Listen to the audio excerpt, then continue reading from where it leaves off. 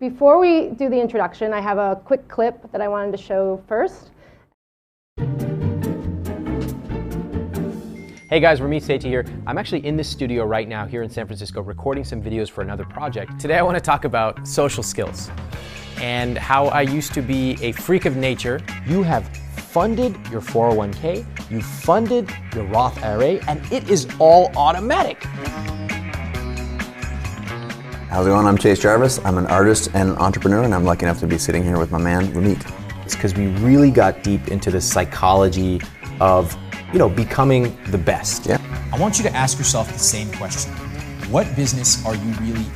Hi, I'm Susan Cain. I am author of the book, Quiet, The Power of Introverts in a World That Can't Stop Talking.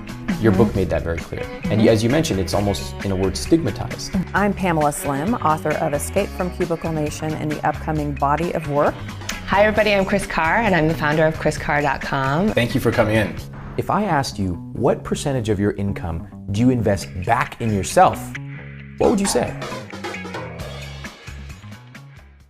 So that video clip was a good intro for Ramit, but just for those who are not familiar with his work, he's known for his witty advice and on a wide range of topics, from personal finance to negotiation tactics to testing systems, and that's a lot of what we'll talk about today, to be your own master of personal influence. And what he shares is based on results of hundreds of tests he's run in his personal laboratory of 500,000 monthly readers and about 56,000 Twitter followers, I guess. That's just a little bit of Twitter there for us. And much of his work is based on his background in personal influence and persuasion that he studied at Stanford. So today we'll hear from him and talk about his personal experience and how he's leveraged his background in psychology to grow himself and his business. So please welcome Ramit.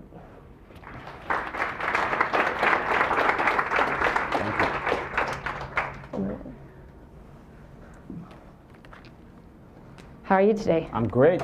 Thank you for having me. Yeah. Actually, let me kill the video here so we can see that. So let's talk a little bit about your background first.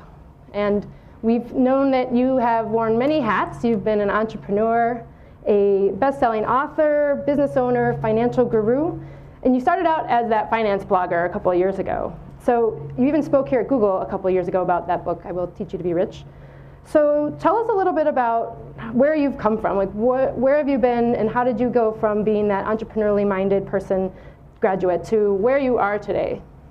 Well, I remember, I have a pretty big family, and when I was in high school, my parents were like, okay, you want to go to college, which you have to because you're Indian. So if you want to go to college, you have to find scholarships because we can't afford it. And so I remember building a system to apply to scholarships rapidly. So I applied to about 65 of them.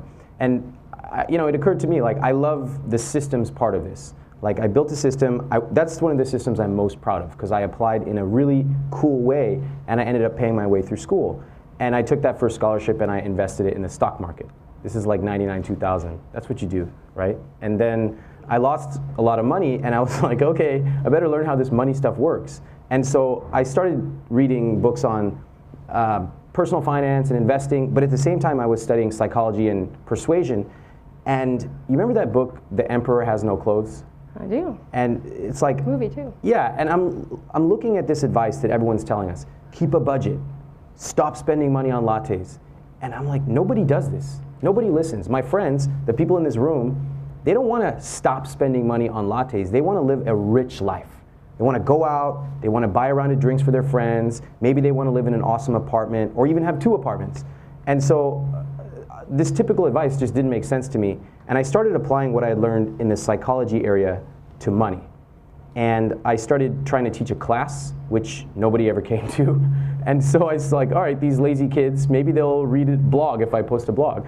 So over time, I learned how to write in a way that, like a non-judgmental way, where it's like, look, if you want to buy $300 jeans, cool, let me show you how to do that. And so I took that blog, and over time, I turned it into a business. I wrote a book based on the systems that I had tested, and now basically my site is not just about money, it's all about living a rich life, whether that is traveling, or finding your dream job, or negotiating your salary. And it's all using the strategies, tactics, and systems that we find in the world of psychology. And you even got an offer from Google at one point. I accepted an offer here, actually. You accepted an offer. Well, it was weird because, okay, so the first time I applied here, I got rejected. And then I was like, who are you to reject me? So I came back the next year.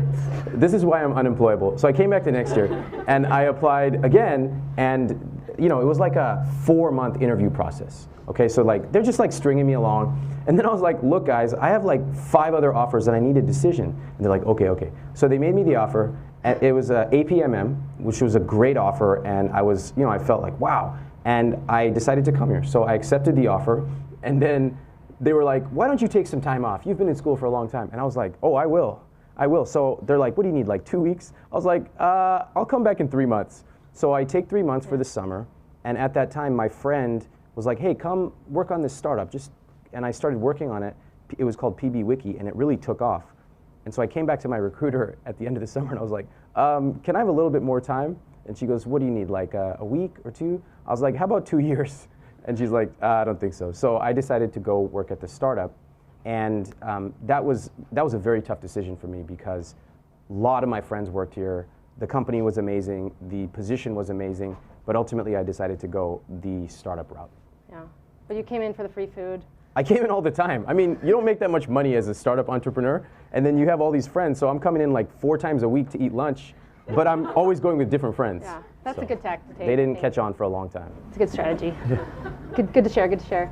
Well, that's a good point. You bring up rejection, and a lot of us have rejection all the time. And knowing that you've gone through what you've done, how do you handle rejection, even if it's not a Google offer, if there's something big or small? What do you do when that happens, and how do you repair and come back from where that was? Well, I think all of us have been rejected. My philosophy is most of us are not rejected enough. And so I have a folder in my Gmail called failures. And if I'm not filling that up with at least 4 or 5 failures a month, then I feel like I'm not trying hard enough. So a failure could be as simple as I emailed someone that I want to have lunch with and they just didn't reply to me, even though I tried a couple of times. Or back in the day when I applied for a job and I got rejected, which happened a lot. One of the things that I try to do to improve my failure rate is to, number one is like to surround myself with people who do the kind of things I want to do. So if you have people who are, let's say, more extroverted, or they're just great at talking to random people, and that's something I want to pick up, I try to study them and model that. Another thing is like if you have trouble going to the gym, I try to experiment in ways that will make me go to the gym. Is it folding my clothes before the night's over? Is it hiring a personal trainer? Notice that I didn't say, I try to sit in my room and say like, okay, I'm going to get better at this. Changing your attitude is something that most of us try, but it rarely works. Attitudinal change is extremely, there's a low correlation with behavioral change. So for me and for my students, I focus on specifically how do you change your behavior, and then the attitude will follow. That's a very different approach than most of us are taught. We're taught things like, if I show you this compound interest chart, then you're going to realize how important it is to start investing, and then you're going to start investing. That doesn't work. There's a million compound interest charts, and none of us invest. So what do we do instead? We create defaults to start investing. We build automated systems. We build systems so that by default we do the right thing instead of hoping that we're going to make the right decision in certain times of the day. Mm-hmm. Yeah, and that's a good point about following through with what you want to do, but you're not necessarily doing that. So tell us a little bit about how we can all be a little better, whether we're wanting to invest or start a new project, and knowing that we should do it versus actually taking the action. How can we take that next step? Well, all of us know what we should be doing, and typically they're the same 4 or 5 things. I want to work out more.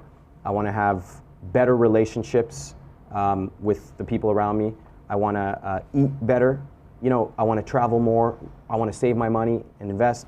These are the classic 4 or 5 things that we all know we should do, and none of us do it. So what we typically do is we go through these spurts of, okay, I know what I'm going to do. All right, I'm motivated to do this today. I'm going to get this book, I'm going to read it, and I'm going to buckle down. We use these words. If I try harder this month, I can save that $100. All right, I'm going to go on a diet this weekend. And that doesn't work. We do it over and over. We're guilted by experts giving us these micro tactics, And I mean, if it works for you, great. But frankly, we see the literacy rates, financial literacy rates. We see how people are overweight. We see all these behavioral problems. So one of the things that I focus on is willpower is not enough. We've had a rash of books recently about willpower. And we know trying harder alone is not going to solve the problem. Education alone is not going to solve the problem. That's quite a radical notion if you think about it.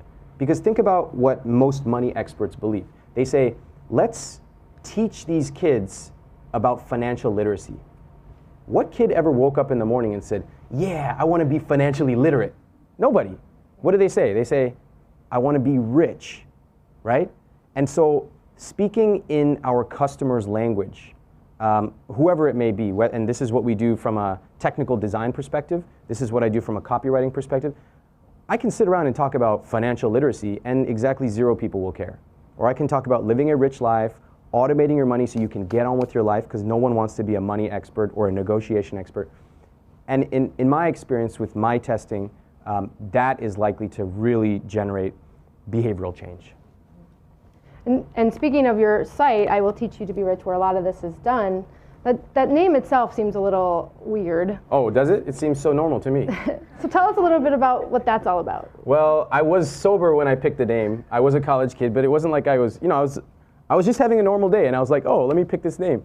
And I have come to both love that decision and regret it every day of my life. It's a cool name, but let's be honest. The first time you go to that site, you're like, what is this? What is this weird site? Who's this weird Indian dude? What's going on here? And your defenses are up a little bit, and I understand that. When you go to my site, you'll see me with, like, say, Stanford graduate. That's not for my gigantic ego, although I do have one. It's because I have 3 seconds to capture your attention. And you'll see me on the Today Show, you'll see a video or something like that.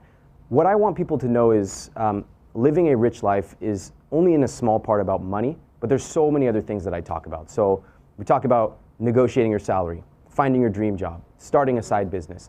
And then one of the things that I do with my site that I think is a little different is, like, has anyone here seen advice that was just very generic? It's like, network. Like, go find people who are in your network and then become their friend. You're like, okay, what does that mean? What am I supposed to do? Who are these people and what do I email them? So what I do with my material is try to go ultra specific. Here's the actual copy and paste email that you can use. If you're learning how to become if you want to interview better, if they ask you, what's your greatest weakness? I show you what to say and how to use your body language. I think the true sign of mastery is to be able to show people a very specific answer. And then once they get that answer, to teach them how to think about it in their own way. So try to get really specific, give them ultra specific tactics, and always focus on mastery, not just quick wins, big wins. Yeah, and I know on your site, I've been there a few times, and your pages are just scrolling in an endless way, and I think that's really interesting because you try to be very specific and brief and give advice on how to connect with people. So why are those pages so long? What's going on All right, so who here has ever seen one of my sales pages for one of my courses? Okay, so first of all, big shout out to the front row here. These are some of my students who came in all the way from Slovenia and DC. I want to give a big shout out to you guys. They've all seen my sales pages. My business model is I give away 98% of my material free, and then about 2% of it is premium courses. These are online courses. They're video, they're recorded, typically they're not live with me, and they may range from like 14 days to 8 weeks. They may range from a couple $100 to $12,000. They're quite involved, and they typically take us 12 to 24 months to build and test, and we collect 100,000 plus data points for our biggest courses. Some of our biggest courses, the sales page for those courses is 57 pages long. And I know people in tech who love to, especially engineers, they love to say, just keep it short, just keep it concise, just give them what they need, right? Totally wrong. And that's one of the things I want to talk about today is challenging these assumptions that we have with actual data, with actual testing. So 57 pages long. A lot of people say, who would ever read a sales page that's 57 pages long? And I know a very sophisticated marketer. His emails are 15 to 30 pages long. And someone said to him, like, why do you write those emails? Who would ever read a 30-page email? And he laughs and says, only the buyers. So if you think of something you have an intense pain point with, like it could be back pain. It could be you have curly hair, right? If you have curly hair, you think about curly hair every day of your life. What's the weather like? Is it going to be frizzy? And there's anyone here true? Yeah, that's right. It's okay to admit it. So you see a page that's educational, informative, it's got other people like you will read forever. And that's what we find when we've tested short versus long. And frankly, direct response marketers have known this for generations. Long copy, particularly for more advanced material, always pulls better than short, almost always pulls better than short copy. And I know you also have a lot of scripts that you give away for free, and like you said, 98% of your content is free. So do you have a favorite one of those, or something that you'd want to share that you enjoy talking about? I like one. So one of the things that I know when I started like doing things a little different was a lot of people around me were kind of peer pressuring me to go back into the norm. So for an Indian guy, you really have two choices for your profession, and actually two choices for your car. So anyone know what Indian people drive? Toyota Camry, Honda Accord. And then what about jobs? What are your two job options as an Indian guy? Engineer and doctor. Okay, let's call a spade a spade. So I'm like doing this weird thing where I'm like doing this online wiki company, and I got this weird blog, and they're just like, what is going on here, right? So I had to learn how to respond to that. And I think whenever you're trying something new, you're in a very vulnerable place. You're not even sure if it's the right thing to do. And then you got your parents and your friends like, are you really sure about that? And they do this concern troll thing, you know, I'm just concerned about you. Are you gonna be okay? Like, has anyone here experienced that? Okay, a lot of people. It can be very debilitating. And if you don't know how to respond, it can really get to you. So I tested a lot of different responses, and I like this one. It's a co-opetition model, we'll call it. And so what I used to do was I would say, like, no, Mom, like, this is what I want to do. And it was just like, that never wins with anyone. Whether it's a relationship partner or a parent, what I would say instead was I said, you know, I don't really know if this thing is going to work out or not. I really don't know. But I figure it's worth a shot, and if it fails, you know, who knows? But let me ask you a question, like, if you were in my position, what would you do? And so instead of fighting against their criticism, I co-opted it, and I actually made them my ally. And when I've shared that with my readers, they have found great results, because all of us, particularly when we're going through this world of self-development, maybe we're learning yoga, maybe we're starting to lose weight, or just trying improv, people around us will sometimes get uncomfortable with that, and they may pressure you to stop doing that. Maybe you're even just trying to dress better. How do you respond to that? That's been a very good script for my readers. That's good, that's good. And then the other thing about your site and business is that you do not accept anyone with credit card debt, correct? Correct. I don't accept people with credit card debt into my flagship courses. That decision cost me over $2 million a year. And I'm glad you brought it up. So, like, I believe that when I came out with this policy, I was very clear about why I was doing it. And I shared the carrot and the stick. So I said, the carrot here is like an extra $1,000 or $2,000 from you, it makes no difference to my lifestyle. Like, but it makes all the difference to you. So don't spend your $1,000 with me. Get my book from the library, focus on your savings, pay off your debt, and then when the time is right, come back. I'm still gonna be here. And I said, so I shared it with love, because I don't believe that ethically I should be taking $2,000 from someone with credit card debt. I don't need it, I don't want it. But then I put the stick down too. I said, if I find out that you joined my program with credit card debt, not only will I refund your money, but I will ban you for life.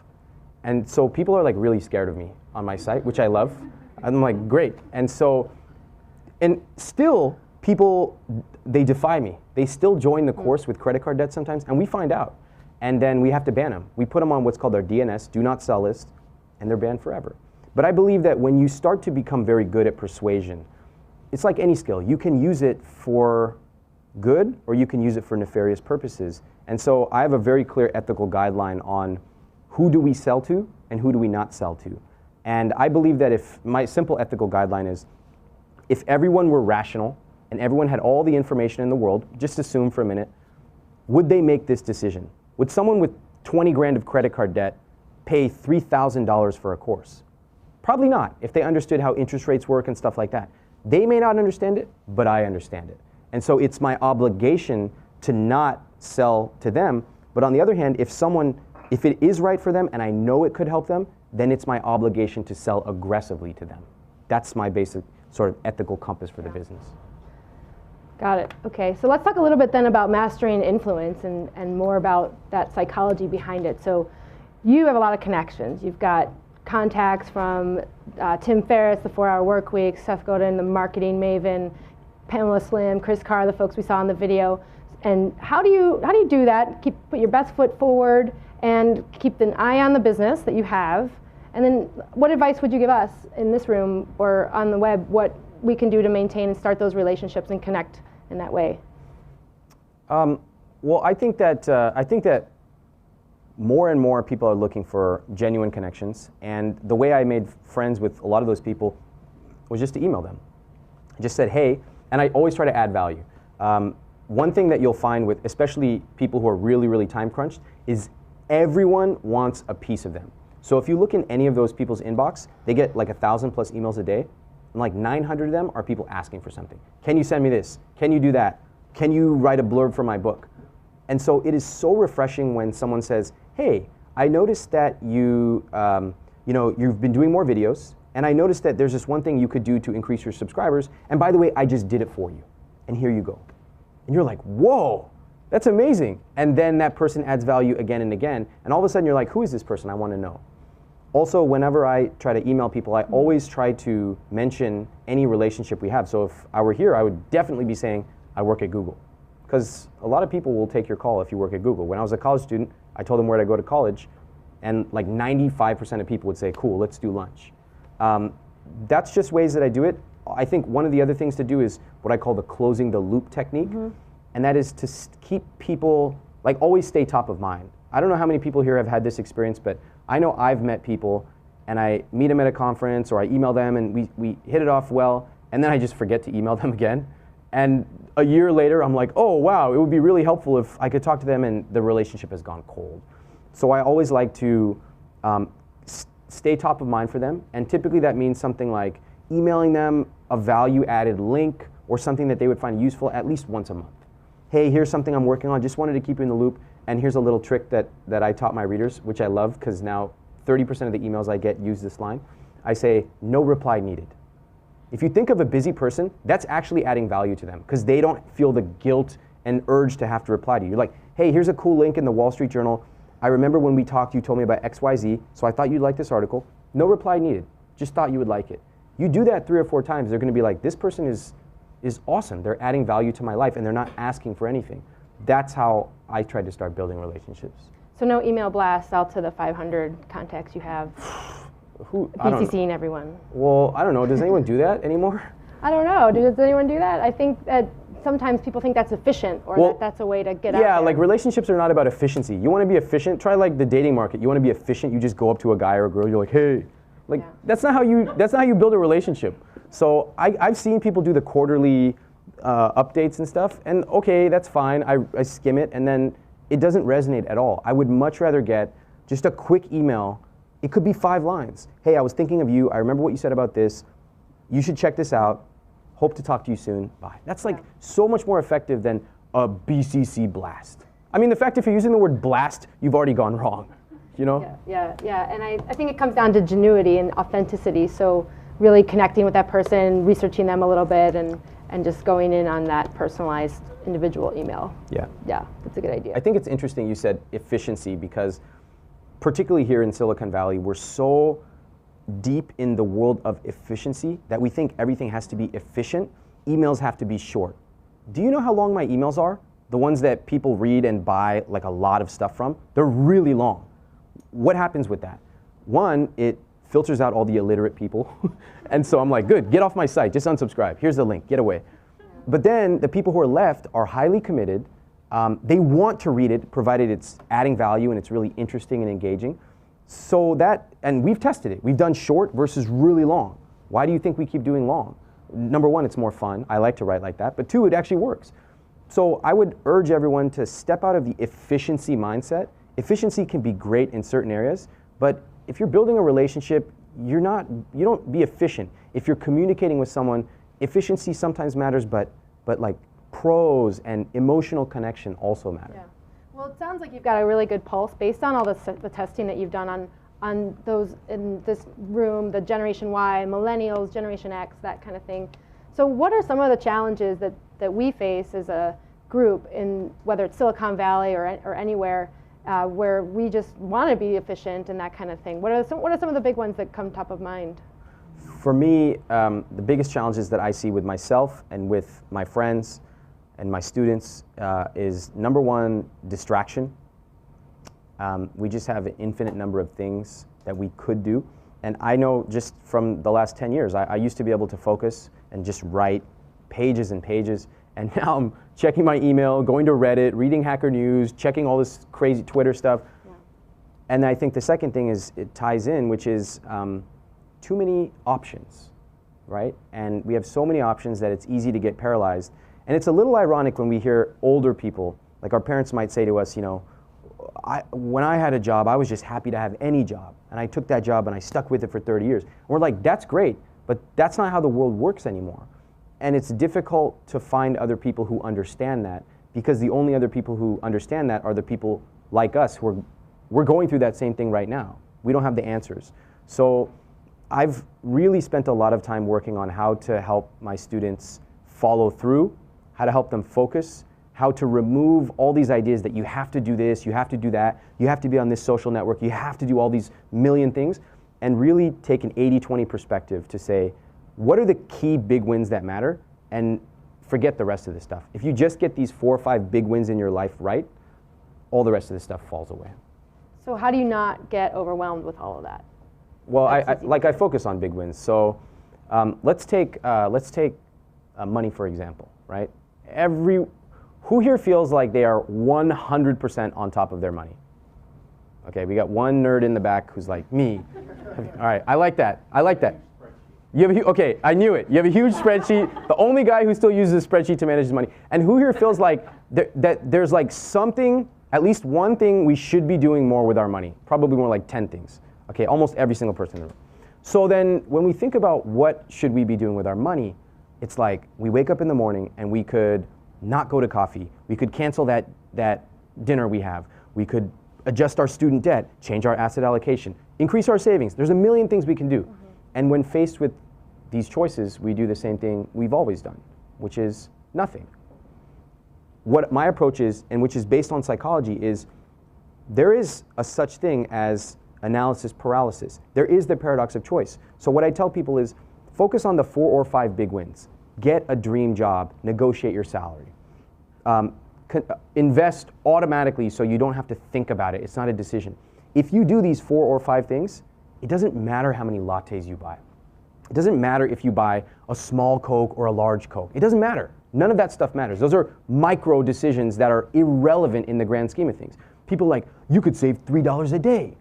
That doesn't add up to anything if you actually do the math. People are like, save $3 a day, in 48 years, you'll have $12,000. Like, okay, that's it, and I'm gonna live a miserable life every single day from here until then? What if I could negotiate my salary? What if I could optimize my credit score? Just these 4 or 5 things. How many lattes would that be worth? You know, and I could live the kind of life I want. So when it comes to so many decisions, I wanna focus on reducing it and focusing on just the major ones. Ignore the rest, they will work themselves out.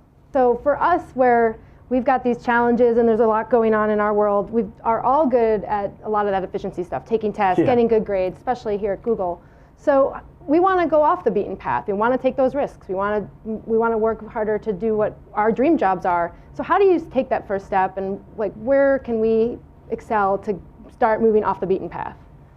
Well, I think that's pretty savvy to say, like, if you've made it here, you're probably really good at excelling on the beaten path. Don't all leave your jobs, by the way. Yeah, I have to be very careful here. If you're here, if you're watching this, like, you're a nerd. You're really good. Let's be honest. You're really good at taking tests. You're really good at getting the approval of people who matter. And honestly, that's important. When people say like, oh, just do what you want. Like if you want to win, you have to learn how to play the game, and you have to win at that game, and then you can win at the other games. All right, so I truly believe in that. I'm not one of these guys who says like, skip college and just do what you want. I think college is important. And I think learning how to master these common situations like social skills, finding a job, those are important. But at a certain point, I know a lot of people who made it to the top of that mountain. They got the best job. They're getting paid a lot of money. And they're like, wait a minute, what else is it? I made it up here and the view isn't what I thought it would be. And so I think that there's a lot of things we actually can do, but it's incredibly scary. We can readjust our expectations, which is something that most of us don't want to do. We don't want less, we want more. That's okay.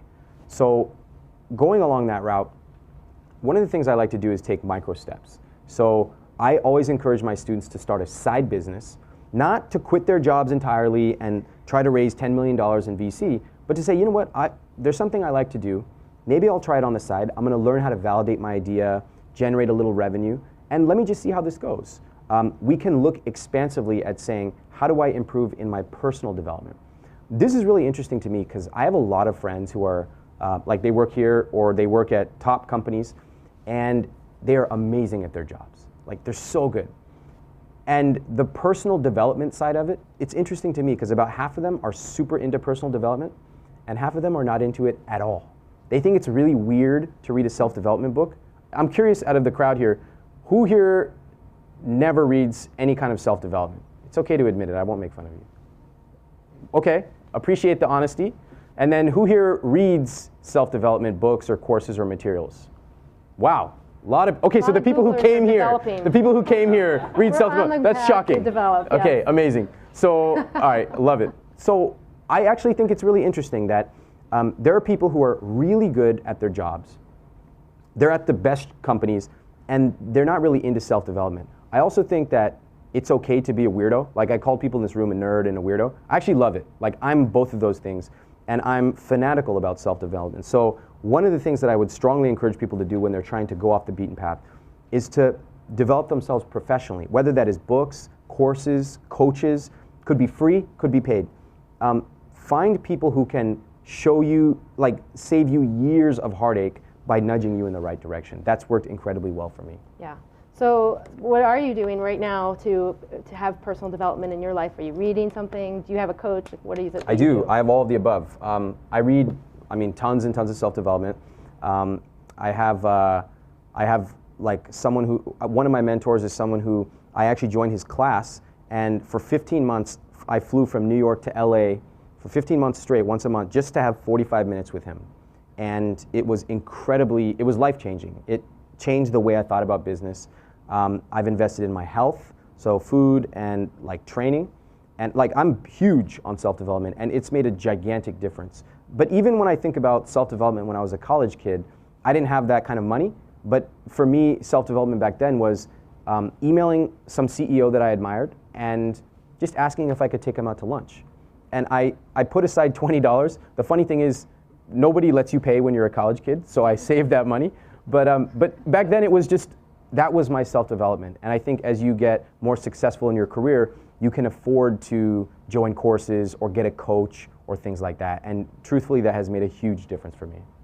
And I think, going back to that and then incorporating it into the systems model and testing, a lot of that is like experimenting as well. What's going to work for me? Maybe emailing a CEO for lunch. Maybe it's a coach or whatever it is, a book that whatever fits into your lifestyle and your budget. Yeah. So let's talk a little bit about the systems and the testing that you've done. You credit systems with improving a lot of things in your life, productivity, efficiencies, things like that. So what's a time-saving favorite system that you have? We could all learn something from. Okay. I talk about this all day, but I have a couple things that I'll share. All right, number one, if it doesn't exist on my calendar, it doesn't exist. So like I get random to-dos in my inbox and I'm like, don't send this to me. Get it on my calendar, and that's the way it will get done. If it doesn't exist on my calendar, it doesn't exist. So like we all have these kind of random things that we know we should be doing, and we actually don't put it on our calendar. We resist doing it, but if we put it there, it's staring us in the face. So that's number one, put it on the calendar. Number two, I am almost fanatical about everything in one place, and I'm gonna reveal like how anal I am about certain things. All right, I find it really stressful if I'm supposed to write a paper or do something and I can't find something. Like I don't have a pen or my research document is even in the other room. I just won't get up. I'll just be like, I'm not gonna do this. So I know myself. I need it to all be there. So I have constructed systems that make it so when I open up my writing calendar in the morning, everything is there. Even when I open up my calendar reminder, this is how crazy it got. All right, whatever, I'll just tell you. So I used to double click the link and my assistant would put agenda in, and when I double clicked it, it copied agenda. So I had to like strip out the agenda from the URL bar, like manually backspace like 5 times, and it just got me like really irritated. So I have a new policy, always add a hard return, so I can just double click the link, Control L, Control T, Control whatever, and it just pastes, and I do it like that. So I know this is a really micro example, but for me, if there was one little minor barrier stopping me from accomplishing what I wanted to do, I just wouldn't do it. And I think we all have that, but we guilt ourselves into saying, oh, I should just try harder, or you're just being lazy. Like I used to have this gym thing. I wanted to go to the gym in the morning, and my clothes were in the other room. And so I'd wake up in the morning, and I'd have to go to the other room and get my clothes, and I just wouldn't do it. I would just stay in bed. And I'm not lazy, but that one barrier alone stopped me from doing it. So I learned through testing to put my clothes folded on the floor, my shoes and socks were right there. My gym compliance went way up. So I'm all about systems, even to the point of ridiculousness, whatever it takes to help me get the things done that I want to do. And so in that case, all of that sounds really good, and I'm sure we're all going to go right out of this room and test out some system that we've been thinking of. But what are some common mistakes? What can happen where it may be testing something versus actually implementing a system that is typical for someone who's new to this or doesn't know what to do? Well, I think I've made a few classic mistakes. I thought that once I built a system, that's it. It just runs and lives on its own, and you never have to change it. That's not true. Like sometimes I used to go to the gym in the morning, and then I was going out a lot at night, so my gym system in the morning didn't work, so I had to move that later in the day. Sometimes I just got crazy busy, and my systems fell apart. You know, I couldn't find certain things. That's okay. It's okay to have systems change and be fluid. Sometimes you have to refresh them. I think that's one thing. I think the other thing is just, again, it comes back to being really realistic with yourself. I know a lot of people who, they ask me, or they say like, are you a morning person or not? I'm a total morning person. I love waking up early. I'm glad we got this at 10 o'clock then. Yeah, I do all my writing, all my cerebral work in the morning. And when you tell someone you're a morning person, it's very interesting. There's two things that happen, 2 situations where people look at you in an almost religious way. When you tell them you're a morning person, they're like, oh, I wish I could be like that. And when I tell them that as soon as I sit down in a plane, I fall asleep, they're like, wow, I wish I could do that. And I'm like, whatever, like that's just the way I am, and also I practice to get good at being a morning person. I think that sometimes we don't acknowledge how we really are. So like you'd have someone who's really a night owl, and they're like, okay, I'm gonna start by waking up at 5:45 in the morning and writing for 3 hours. That's not gonna happen. That's not a realistic system. Systems work for us, right? We don't work for the system. So I think it's critical to make it a realistic part of who you are and what your interests and capabilities are. I think that's actually a pretty good point as well. And it's important to not just abandon the system or give up. Like I think a lot of us say, oh, that doesn't work. Obviously, the gym is just not for me, or I'm not going to bother to write anything because I'm just like, I'm not that kind of person. I'm just not going to do that today, or Yeah. whatever it is. So it's actually about that, and then just not beating yourself up and saying this simply doesn't work, right? Totally. I'm going to just tweak it, or I'm going to try one new thing and then implement something. Mm-hmm. And at Google, we have a lot of systems here too. We have a lot of data. We have data all the time. We make a lot of our decisions, and many companies do as well, just based on data and facts and data and incoming things. So what do you think about data and how that has made an impact on what your decisions have been? And is it all about the data? Is there anything else there, and how's that structured your business? We use data a lot. We have analysts, we crunch numbers, we make projections, we split test many things. We have year-long tests that we run. We do very, very quantitative measurement. But at the same time, we're very interested in the qualitative. I would argue actually we're more interested in the qualitative.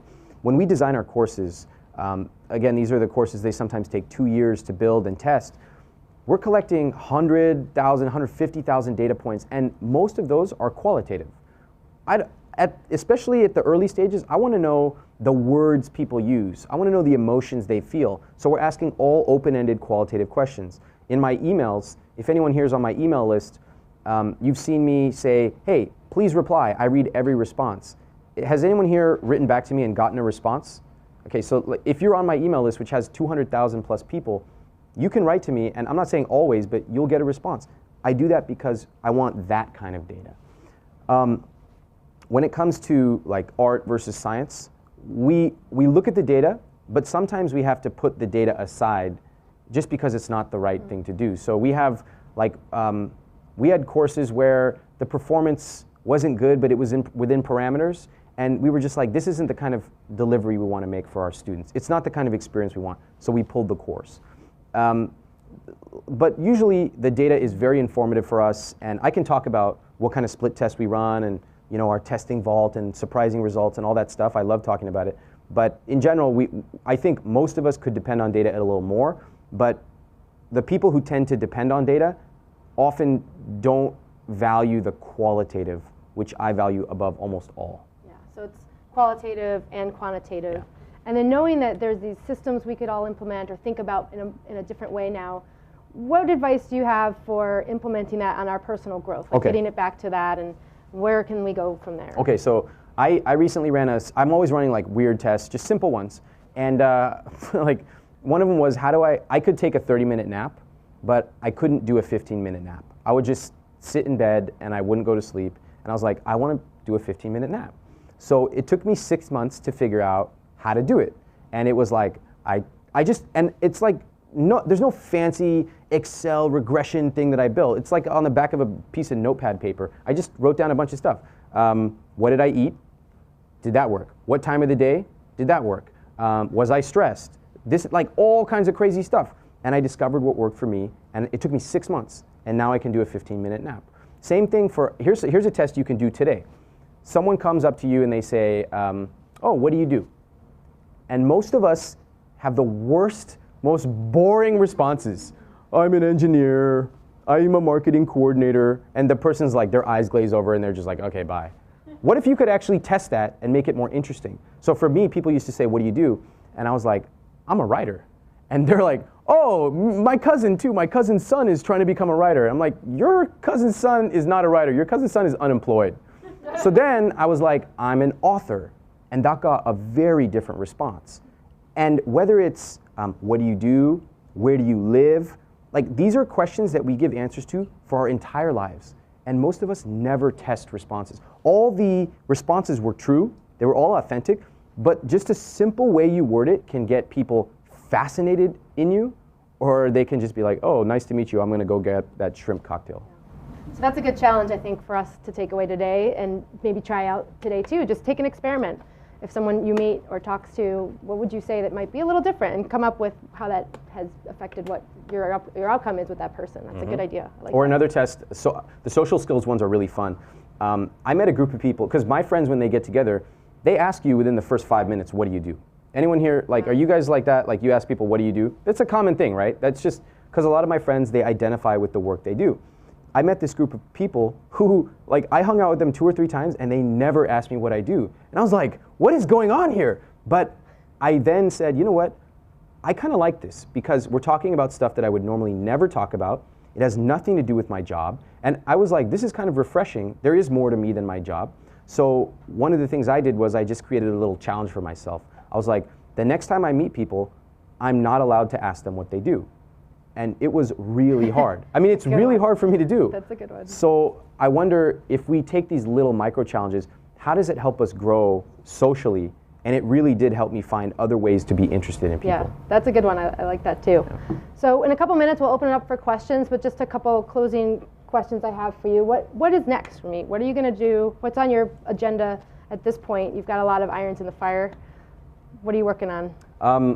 I have, well, we're always trying to do new things.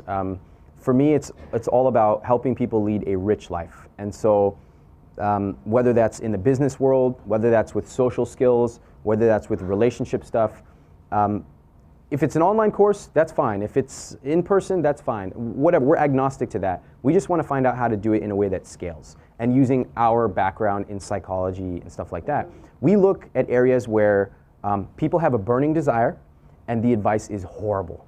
And I'm like, that's for us. So like money, burning desire, the advice is terrible. Like how to start a business, a lot of people want to do it, and the advice is like really bad. We're like, see you there. So we're always looking for opportunities like that, and that's been pretty cool for us. So that's what's next. Just more of helping people lead a rich life. I'm sure one day I'll do a Ramit Sethi's parenting course, right?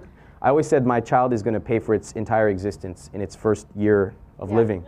So I'm just waiting for that 20, day. 21 or something like that. And you know, we talked about rejection earlier, and it brings up a lot of fear for people. Yeah. So what is your biggest fear when you're looking at developing something, or just in your personal world? What's your fears? If you had to name one, because we all have them. We all do. I think I have a couple. I think for me, one fear is like being ordinary.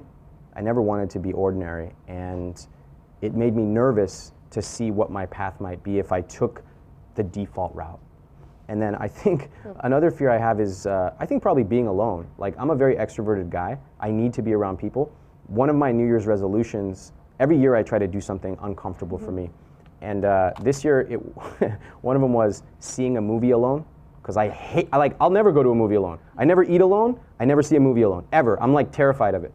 And so I was like, okay, I'm gonna do it. And like June rolled around, September rolled around, and I'm like, I live like pretty close to a movie theater, and I have a free pass. One of my friends gave me, they're like, here. So I have no excuse.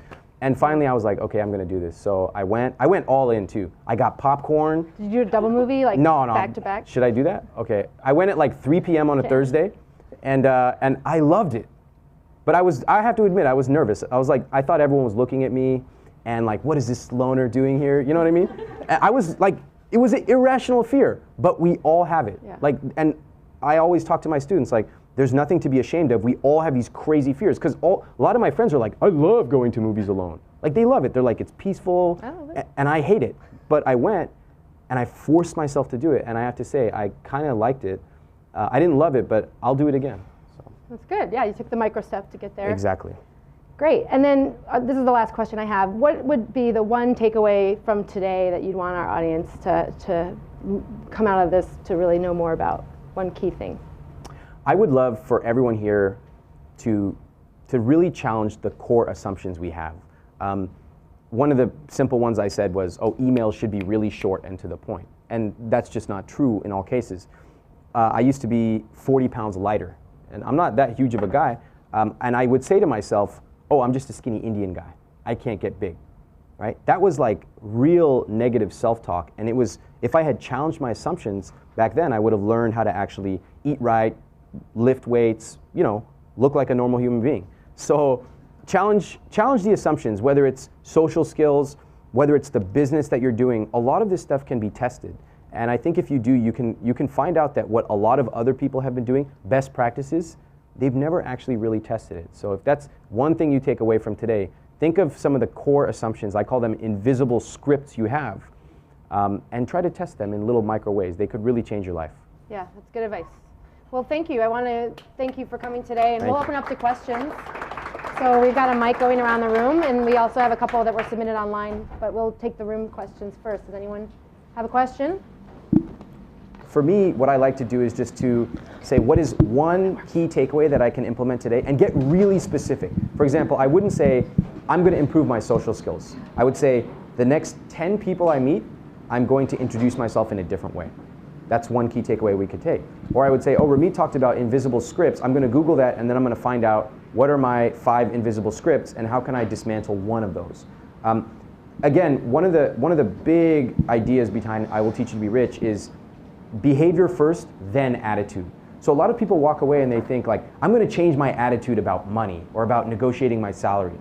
That's really, really hard. It almost never works. Instead, what's the one behavior, the one action I can take that's going to change for me in a measurable way in like the next 24 hours. That's something I would recommend. So you're an ambitious person. You care about scaling your work. You want to reach as many people as possible.